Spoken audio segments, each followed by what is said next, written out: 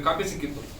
ಅದರಲ್ಲಿ 22 ಜನ ಬಿಜೆಪಿಯವರು, 7 ಜನ ಕಾಂಗ್ರೆಸ್ನವರು, 4 ಜನ ಬಿಜೆಪಿಯವರು, JDS ನವರು ಗ್ಯಾಗ್ ಆರ್ಡರ್ ತಗೊಂಡಿರೋದು. ಏನ್ ಇವರಿಗೆ ಅದನ್ನ ತಗೊಳ್ಳೋಂಥದ್ದು? ಈಗ ಈಶ್ವರಪ್ಪನ ಮಗನೂ ತಗೊಂಡಿರೋದು. ಇಷ್ಟು ದೊಡ್ಡ ಅವ್ಯವಸ್ಥೆ ಆಗ್ತಾ ಇದೆ. ಸರ್ಕಾರ ನಿಜವಾಗ್ಲೂ ಯಾವ ಮಟ್ಟಕ್ಕೆ ಇದನ್ನ ತನಿಖೆಯನ್ನ ಪ್ರಾರಂಭ ಮಾಡಬೇಕಿತ್ತು ಅಥವಾ ಎಷ್ಟು ಫೋರ್ಸ್ ಹೋಗ್ಬೇಕಿತ್ತು ಅದು ಹೋಗ್ತಾ ಇಲ್ಲ. ಸೆಕ್ಷನ್ಗಳು ಸರಿ ಆಗ್ತಾ ಇಲ್ಲ. ಯಾರೋ ಹೋಗಿ ಬ್ಲಾಕ್ ಮೇಲ್ ಮಾಡ್ತಾ ಇದ್ದಾರೆ, ಎದುರಿಸ್ತಿದ್ದಾರೆ, ಅವ್ರ ಮೇಲೆ ಕ್ರಮಗಳನ್ನ ತಗೋತಾ ಇಲ್ಲ. ಇದು ಒಂದು ವಿಚಾರ. ಎರಡನೇ ವಿಚಾರ, ಅಣ್ಣಾಮಲೈ ನೆನ್ನೆ ಮಾತಾಡ್ತಾ ಇದರಲ್ಲಿ ಕೇಂದ್ರ ಸರ್ಕಾರ ಇನ್ವಾಲ್ವ್ ಆಗಂಗಿಲ್ಲ, ನೀವು ಮೋದಿ ಶಾನ ತರಂಗಿಲ್ಲ. ಯಾಕೆ ಅಂತಂದ್ರೆ ನಿಮ್ಮ ಸರ್ಕಾರಕ್ಕೆ ತುಂಬಾ ಅಧಿಕಾರ ಇದೆ. ರೆಡ್ ಕಾರ್ನರ್ ನೋಟಿಸ್ ಅನ್ನ ನೀವು ಕಳಿಸಿ ಫಾರಿನ್ ಅಲ್ಲಿ ಹಿಡಿಬೇಕು ಅಂತಂದ್ರೆ ಇಂಟರ್ಪೋಲ್ ಮೂಲಕ, ಅದಕ್ಕೆ ನಮ್ಮ ಸರ್ಕಾರದೇನು ನಿಮ್ಮ ಅನುಮತಿ ಬೇಕಾಗಿಲ್ಲ. ಇಡೀ ಭಾರತದ ಇತಿಹಾಸದಲ್ಲಿ ಕರ್ನಾಟಕ ರಾಜ್ಯ ಮಾತ್ರನೇ ಪ್ರಪ್ರಥಮವರೆಗೆ ತಾನೇ ಡಿಸಿಷನ್ ತಗೊಂಡು ವಿದೇಶಗಳಿಗೆ ಹೋಗಿ ಅಪರಾಧಿಗಳನ್ನ ಅರೆಸ್ಟ್ ಮಾಡಿದಂತ ಹಿಸ್ಟ್ರಿ ಇದೆ ಇಡೀ ಇಂಡಿಯಾದಲ್ಲಿ. ಕರ್ನಾಟಕ ಮಾತ್ರ ಮಾಡಿದ್ದು. ಹೀಗಿರುವಾಗ ನಿಮ್ಮ ಸರ್ಕಾರದವರಿಗೆ ಕಾನೂನು ನಾವು ಹೇಳ್ಕೊಡ್ಬೇಕಾಗಿದ್ಯಾ? ನಿಮ್ಮ DG and IGPಗೆ ನಾವು ಹೇಳ್ಕೊಡ್ಬೇಕಾಗಿದ್ಯಾ? ಮುಖ್ಯಮಂತ್ರಿಗಳೇ ನಿಮಗೆ ಗೊತ್ತಿಲ್ವಾ ನಿಮಗೆ ಅಂತ ಪ್ರಶ್ನೆಯನ್ನ ಮಾಡ್ತಾ ಇದ್ದಾರೆ. Yes, of course ಒಪ್ಕೋತೀವಿ.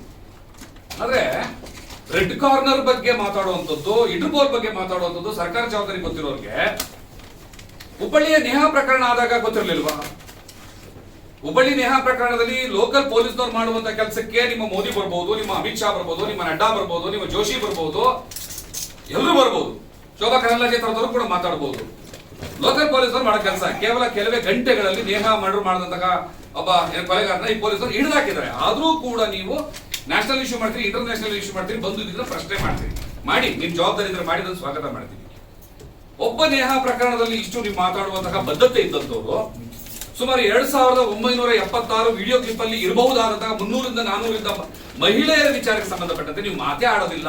ಇದು ನಮ್ಮ ಜವಾಬ್ದಾರಿ ಅಲ್ಲ, ಇದು ರಾಜ್ಯ ಸರ್ಕಾರಕ್ಕೆ ಮಾತ್ರ ಸಂಬಂಧಪಟ್ಟಿದ್ದು, ಕೇಂದ್ರ ಸರ್ಕಾರಕ್ಕೆ ಇದು ಇಲ್ಲವೇ ಇಲ್ಲ ಅಂತಂದ್ರೆ ನಿಮ್ದೇನು 2 ನಾಲ್ಕೇನಾ ಅಂತ.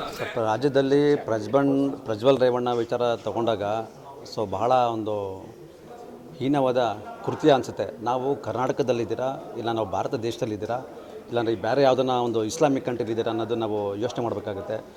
ಪ್ರತಿಯೊಬ್ಬ ನಾಗರಿಕರು ತಲೆ ತಗ್ಗಿಸುವಂತಹ ವಿಚಾರ ಇದು ಪ್ರಜ್ವಲ್ ರೇವಣ್ಣ ವಿಚಾರ ತಗೊಂಡಾಗ. ಎಲ್ಲ ಒಂದು ಕಡೆ ಇವ್ರನ್ನ ನಾವುಗಳು ವೋಟ್ ಹಾಕಿ ಗೆಲ್ಲಿಸಿ ಪಾರ್ಲಿಮೆಂಟ್ಗೆ ಕಳಿಸಿತ್ತು.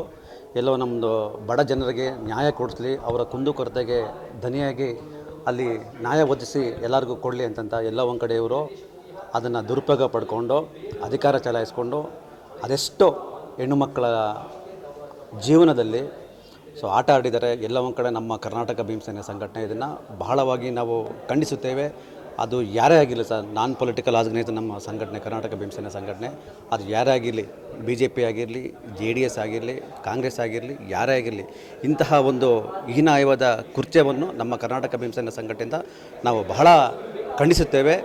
ಒಂದು ವಿಚಾರ ಪ್ರತಿಯೊಬ್ಬರು ಗಮನಿಸಬೇಕು, ಈ ಪ್ರಜ್ವಲ್ ರೇವಣ್ಣವರ ವಿಚಾರ ಬೆಳಕಿಗೆ ಬಂದಾದಮೇಲೆ ಇತರೆ MLAಗಳಾಗ್ಬೋದು ಮತ್ತು MP ಗಳಾಗ್ಬೋದು, ಅವರ ಮಕ್ಕಳಾಗ್ಬೋದು, ಸ್ವಯಂ ಪ್ರೇರಿತವಾಗಿ ಹೈಕೋರ್ಟಲ್ಲಿ ಹೋಗ್ಬಿಟ್ಟು ನಮ್ಮದು ರಾಸಲೀಲೆ ಪ್ರಕರಣ ಆಚೆ ಬರಬಾರ್ದು ಅನ್ನೋ ವಿಚಾರವಾಗಿ ಒಂದು ಸ್ಟೇ ತೊಗೊತಾರೆ ಅಂತಂದರೆ ನೀವೆಲ್ಲರೂ ಪಾರ್ಲಿಮೆಂಟಲ್ಲಿ ಹೋಗಿ ಕೂತ್ಕೊಳೋದು, ವಿಧಾನಸೌಧದಲ್ಲೂ ಕೂತ್ಕೊಳೋದು, ಹೆಣ್ಮಕ್ಳನ್ನ ಅತ್ಯಾಚಾರ ಮಾಡೋಕ್ಕೆ ನೀವೆಲ್ಲ ಹೋಗಿ ಕೂತ್ಕೊತೀರಾ ನೀವು? ನಿಮ್ಮನ್ನು ನಾವು ಎಲೆಕ್ಷನ್ನ ವೋಟ್ ಹಾಕಿ ನಿಮ್ಮ ಗೆಲ್ಲಿಸಿ ಪಾರ್ಲಿಮೆಂಟಿಗೆ ಏನು ನಾವೆಲ್ಲ ಕಳಿಸಿರ್ತೀವಿ ನಿಮ್ಮನ್ನು. ಪ್ರತಿಯೊಬ್ಬರು ಯೋಚನೆ ಮಾಡಬೇಕಾಗುತ್ತೆ. ಎಲ್ಲ ನಾಗರಿಕ ಬಂಧುಗಳೇ ದಯಮಾಡಿ ಯೋಚನೆ ಮಾಡಬೇಕು. ಎಲ್ಲ ಒಂದು ಕಡೆ ನಮ್ಮ ಭಾಳ ನೋವಾಗುತ್ತೆ. ಬಾಬಾ ಸಾಹೇಬ್ ಅಂಬೇಡ್ಕರ್ ಅವರು ಸಮಗ್ರವಾಗಿ ಸಂವಿಧಾನವನ್ನು ಬರೆದು ಎಲ್ಲರಿಗೂ ಓಟಿನಂತಹ ಪವರ್ ಕೊಟ್ಟು ಈ ಪಾರ್ಲಿಮೆಂಟ್ಗೆ ಹೋಗಿ ನಮ್ಮ ಜನಾಂಗಕ್ಕೆ, ಬಡವರಿಗೆ ನ್ಯಾಯ ಕೊಡಿಸಿ ಅಂತಂತ ನೀವೇನಾದ್ರು ಹೇಳಿಬಿಟ್ಟು ಪಾರ್ಲಿಮೆಂಟಿಗೆ ಕಳಿಸ್ರೆ, ನೀವು ಹೋಗ್ಬಿಟ್ಟು ಇಲ್ಲಿ ಪಾರ್ಲಿಮೆಂಟಲ್ಲಿ ಅಧಿಕಾರ ಚಲಾಯಿಸ್ಕೊಂಡು ನೀವು ಗೆದ್ದಂಥ ಸಂದರ್ಭದಲ್ಲಿ ನೀವು ಹೆಣ್ಮಕ್ಳ ಮೇಲೆ ಅತ್ಯಾಚಾರ ಮಾಡ್ತೀರಿ ಅಂತಂದರೆ ನಿಮಗೆ ನಾಚಿಕೆ ಇಲ್ವಾ? ನಿಮಗೆ ಮಾನ ಮರ್ಯಾದಿಲ್ವಾ? ನಿಮ್ಮ ಮನೆಯಲ್ಲೂ ಹೆಣ್ಮಕ್ಳಿಲ್ವಾ? ನಿಮ್ಮ ಮನೆಯಲ್ಲಿ ತಾಯಿ ಇಲ್ವಾ? ನಿಮ್ಮ ಮನೆಯಲ್ಲಿ ಮಡದಿ ಇಲ್ವಾ? ಪ್ರತಿಯೊಬ್ಬರು ಯೋಚನೆ ಮಾಡಬೇಕಾಗುತ್ತೆ. ಒಂದು ಅಜ್ಜಿ ವಯಸ್ಸಿನಂತಹ ಒಂದು ಅಜ್ಜಿ ಮೇಲೆ ನೀವು ಬಲಾತ್ಕಾರ ಮಾಡ್ತೀರಾ, ಆಕೆ ಹತ್ಕೊಂಡು ಸಹ ನೀವು ಬಿಡೋದಿಲ್ಲ, ಬಲಾತ್ಕಾರ ಮಾಡ್ತೀರಾ ಅಂತಂದರೆ ನಿಮ್ಮ ಒಂದು ಆ ಹೇಸಿಗೆತನನ, ನಿಮ್ಮ ಒಂದು ಕುಟುಂಬತನನ ನಾವೆಲ್ಲರೂ ಯೋಚನೆ ಮಾಡಬೇಕಾಗುತ್ತೆ. ಇದು ನಾವೆಲ್ಲರೂ ಬಲವಾಗಿ ನಾವು ಖಂಡಿಸ್ತೇವೆ. ಇದು ಯಾವುದೇ ಕಾರಣಕ್ಕೂ ನಿಮಗೆ ರಾಜ್ಯದ ಜನತೆ ನಿಮ್ಮನ್ನು ಯಾವುದೇ ಕಾರಣಕ್ಕೂ ಕ್ಷಮಿಸಲ್ಲ. ಮುಂದಿನ ದಿನಗಳಲ್ಲಿ ನಾವೆಲ್ಲರೂ ನಿಮಗೆ ತಕ್ಕ ಉತ್ತರ ಕೊಡುವಂತಹ ಕೆಲಸ ನಾವು ಮಾಡ್ತೇವೆ. ಯಾವ ರೀತಿ ಶಿಕ್ಷೆ ಆಗಬೇಕು ಅಂತ ಸರ್, ಯಾವ ರೀತಿ ಶಿಕ್ಷೆ ಅಂತಂದರೆ ಕಾನೂನು ರೀತಿಯಲ್ಲಿ ಶಿಕ್ಷೆ ಆಗಲೇಬೇಕು. ಯಾಕಂದರೆ ನಮ್ಮಲ್ಲಿ ಬಲವಾದ ಬಾಬಾ ಸಾಹೇಬ್ ಅಂಬೇಡ್ಕರ್ ಅವರು ಬರೆದಂತಹ ಕಾನೂನಲ್ಲಿ ಎಲ್ಲ ಒಂದು IPC ಸೆಕ್ಷನ್ ಅಡಿಯಲ್ಲಿ ಪ್ರತಿಯೊಂದು ಕಾನೂನು ಇದೆ. ಆ ಒಂದು IPC ಸೆಕ್ಷನ್ಗಳನ್ನು ಇವರು ಯಾರು ಇವಾಗ ಇರುವಂತಹ ಕೆಲವು ಅಧಿಕಾರಿಗಳು ಅದನ್ನು ದುರುಪಯೋಗ ಪಡಿಸ್ಕೊತಾ ಇದ್ದಾರೆ. ಇದೇ ಒಂದು ಕೆಲಸನ ಸಾಮಾಜಿಕ ಒಬ್ಬ ಯಾವುದಾರೊಬ್ಬ ನಾರ್ಮಲ್ ವ್ಯಕ್ತಿ ಆಗಿದ್ದರೆ, ಈ ವ್ಯಕ್ತಿಗೆ ಕೆಲಸ ಮಾಡಿದರೆ ಅದನ್ನು ಯಾರು ಸುಮ್ಮನೆ ಇರ್ತಾಯಿದ್ರು?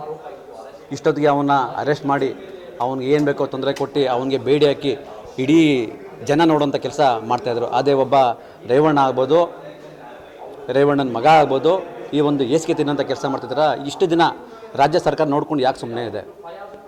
ಅವನು ವಿದೇಶಕ್ಕೆ ಹೋಗಿರ್ಬೋದು, ಆದರೆ ವಿದೇಶದಲ್ಲೇ ಅವನ್ನ ಅರೆಸ್ಟ್ ಮಾಡಿ ಕರ್ಕೊಂಬರುವಂತಹ ಕಾನೂನನ್ನ ಬಾಬಾ ಸಾಹೇಬ್ ಅಂಬೇಡ್ಕರ್ ಅವರು ನಮಗೆ ಸಮಗ್ರವಾಗಿ ಬರೆದಿದ್ದಾರೆ.